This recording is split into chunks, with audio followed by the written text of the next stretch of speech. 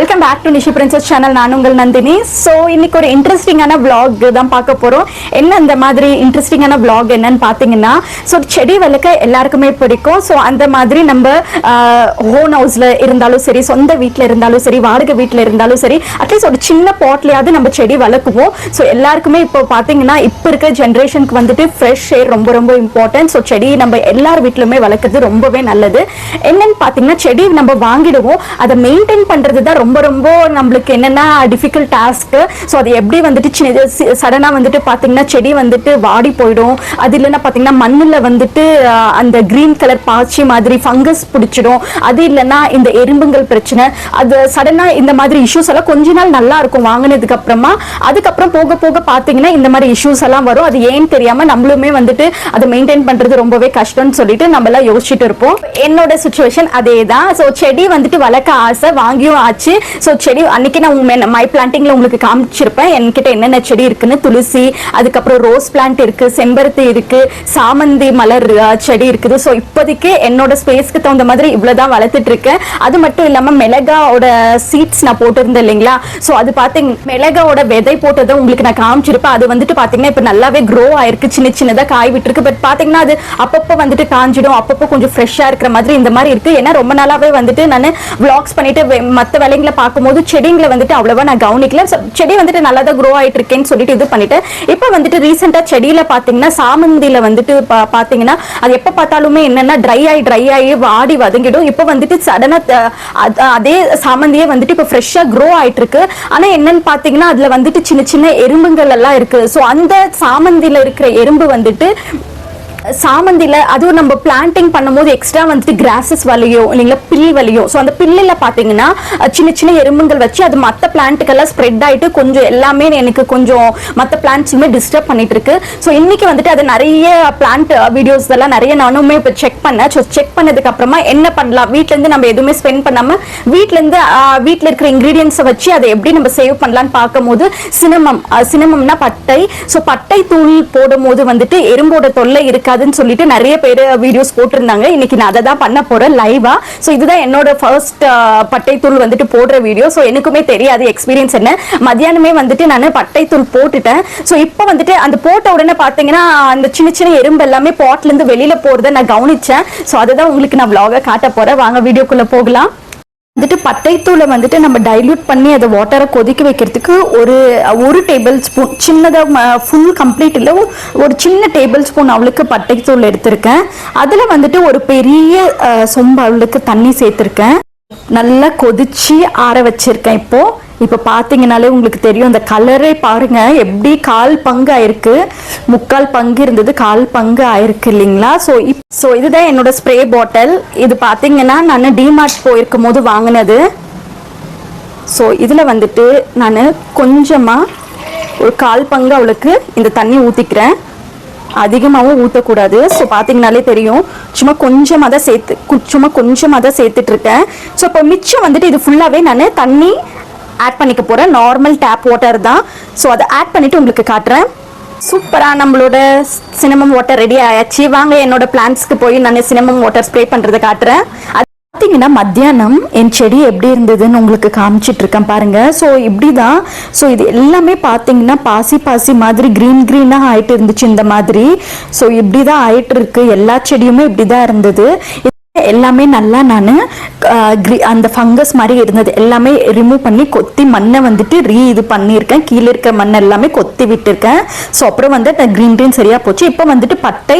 So நார்மலாக நம்ம வீட்டில் பட்டை இருக்கும் இல்லைங்களா, அதை தான் நான் மிக்சியில் வந்துட்டு கிரைண்ட் பண்ணி இந்த மாதிரி தூளாக எடுத்து வச்சுருக்கேன்.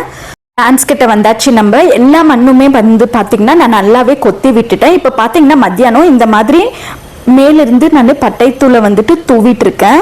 உங்களுக்கு தெரியும்னு நினைக்கிறேன்.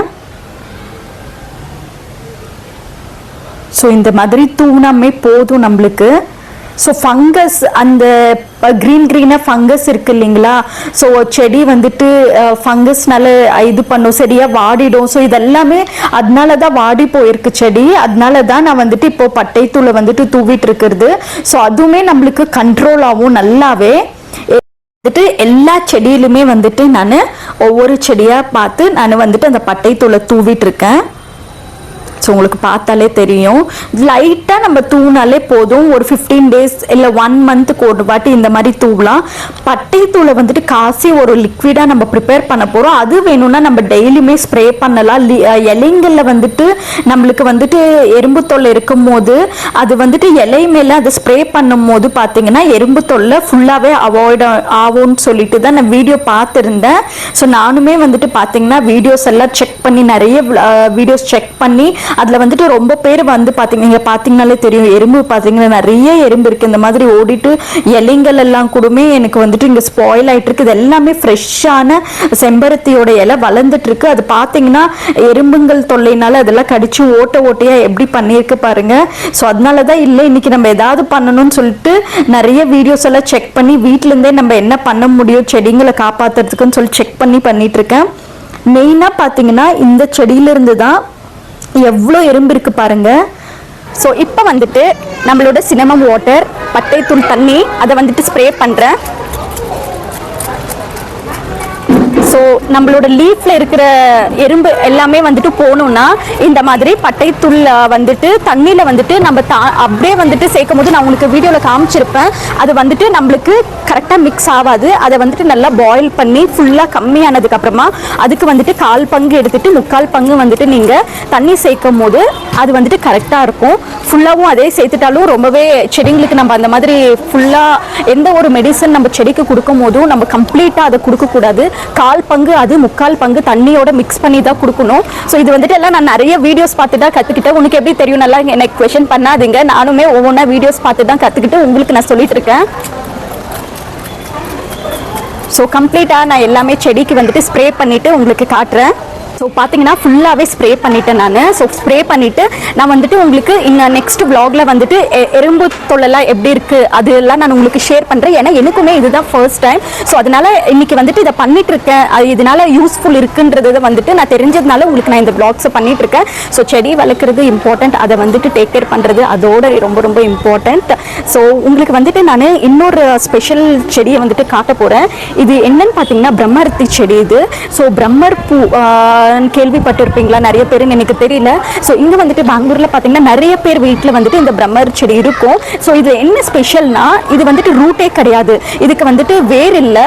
இது என்னன்னு பார்த்தீங்கன்னா இந்த ஒரு இலை வந்துட்டு இந்த பாட்லேருந்து நீங்கள் எடுத்துகிட்டு போயிட்டு உங்கள் வீட்டில் வச்சு பாருங்களேன். ஸோ இது தானாகவே அந்த இலையில தான் முளைச்சி வரும். அதுக்கு வந்துட்டு ரூட்டே கிடையாது. ஸோ நான் எடுத்துகிட்டு வந்து அம்மா வீட்டிலேருந்து இந்த இலை தான் நான் எடுத்துகிட்டு வந்து வச்சேன். இந்த இலையிலிருந்து இன்னொரு ஃப்ரெஷ்ஷான இலை க்ரோ ஆகிட்டு இருக்கு பாருங்கள்.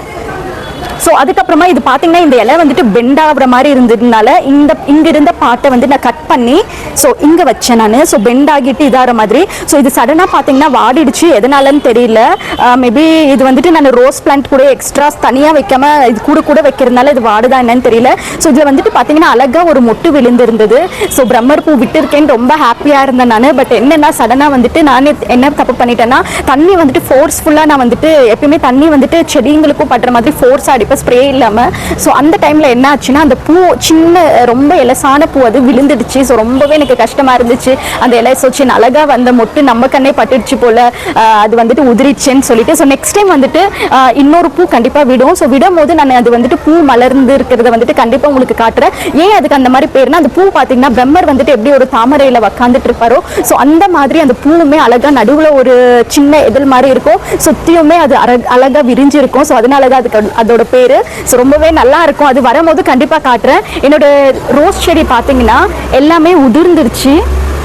இலைங்க பழைய இலை எல்லாமே விழுந்துடுச்சு. விழுந்து இப்போ புதுசாக அழகாக வளர்ந்துட்டு இருக்கு பாருங்க. ரெட் கலராக மேலே பார்த்தீங்கன்னா ரோஸோட மொட்டுமே வந்திருக்கு. ஸோ துளசி பிளான்ட்டுமே பார்த்தீங்கன்னா கிருஷ்ணர் ராமர்னு சொல்லிட்டு ஒன்று வந்துட்டு கலர் சேஞ்சஸ் ஆகும்.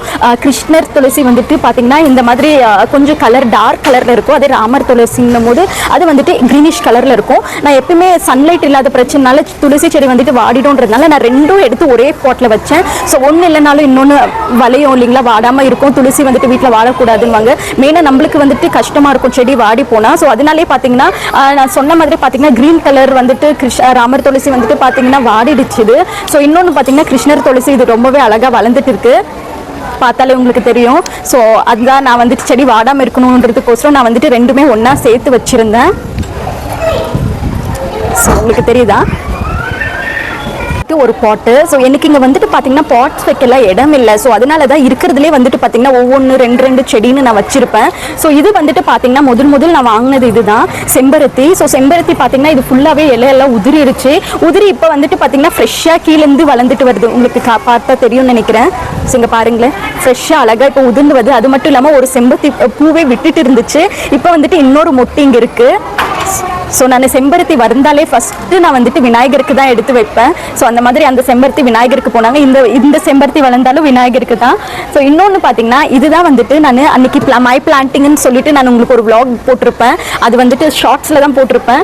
இது வந்துட்டு என்னென்னா நான் வந்துட்டு அன்எக்ஸ்பெக்டடாக வளர்ந்தது. இது பார்த்தீங்கன்னா இதுதான் இந்த பாட்டில் தான் நான் வந்துட்டு மிளகா போட்டிருந்தேன். ஸோ அந்த மிளகா வந்துட்டு அதில் வளரல, ஏன்னு தெரியல. நான் ஃபைனாக மிளகா வந்துட்டு அப்படியே தூவி விடணும். நான் வந்துட்டு என்ன பண்ணிட்டேன்னா மிளகாவை வந்துட்டு கொஞ்சம் பவுடர் மாதிரி பண்ணிட்டு தூவதுனால அது வளரவே இல்லை.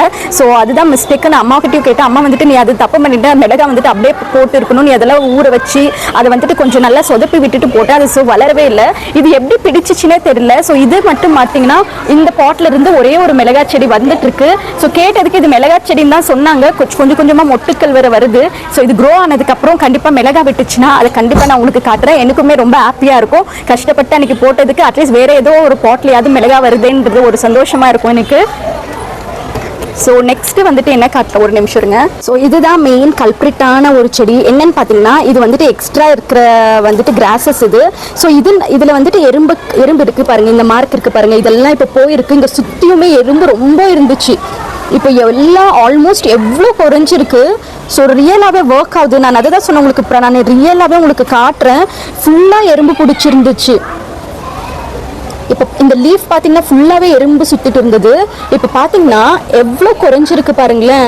அவ்வளோவா எறும்பு தெரியவே இல்லை. இந்த பிளான்ட்ல ஸ்டார்ட் ஆகி தான் சுற்றியும் நம்மளுக்கு எல்லா பிளான்ட்ஸுமே எறும்புக்கள் சுற்றுந்து.